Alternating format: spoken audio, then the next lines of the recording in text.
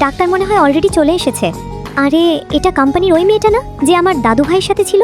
ও gynae ডক্টরের কাছে কি করে? হ্যাঁ তাই তো। তুমি যেটা বলছো এটা সম্ভব না। প্রেগন্যান্সির অলরেডি 3 উইক হয়ে গেছে, না চাইলেই এখন ওকে তোমার জন্ম দিতে হবে। 3 সপ্তাহ? ও মাই গড, আর কয়েকদিন পরেই আমি গ্রেট গ্র্যান্ডমাদার হয়ে যাব।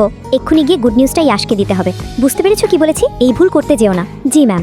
কি নিয়ে কথা বলছে ওরা? একটু আগে যে মেয়েটা এসেছিল ও কি সত্যিই 3 উইক্সের প্রেগন্যান্ট? হ্যাঁ।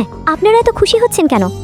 কোথায় যাচ্ছেন ম্যাডাম? আমার ব্যাগ ছাড়ুন, ছাড়ুন বলছি, না হলে আমি কিন্তু চিৎকার করে লোকজন ডাকবো। চুপ একদম, বেশি কথা বলিস, চল আমার সাথে। আমি যাব না, কিছুতেই যাব না। Help help. ইয়াশ, একটা গুড নিউজ আছে। হসপিটালে আজকে ওই মেয়েটাকে দেখেছি যাকে তুই আমার সাথে অফিসে পরিচয় করিয়ে দিয়েছিলি। তো কি হয়েছে? কি হয়েছে মানে? ওর 3 উইকের প্রেগন্যান্সি। তুমি কিভাবে শিওর এটা আমার বাচ্চা? এসব মেয়েদের নিয়ে বেশি ভাবতে নেই। দাদিমা, রিপোর্ট চলে এসছে। কই দেখি, ডিএনএ রিপোর্ট? হ্যাঁ আমি বলেছিলাম না। দেখ ডিএনএ ম্যাচ করছে। হ্যাঁ রিপোর্ট তো তাই বলছে। হ্যালো স্যার, ওই দিন অফিসে যেই লোকটা ঝামেলা করেছিল না, তারপর আপনি তাকে মেরেছিলেন? হ্যাঁ, ও এখন ওটার রেশ ধরে অফিসের এমপ্লয়ি জেনিকে উঠিয়ে নিয়ে গেছে। কি হয়েছে ইয়াশ? রোহান, গাড়ি বের করো। Yes sir. কি হয়েছে বলবি তো? মেয়েটা ঠিক আছে তো? কল উঠাচ্ছে না কেন? কল দেওয়া হচ্ছে, ফোন দে, এক্ষুনি দে।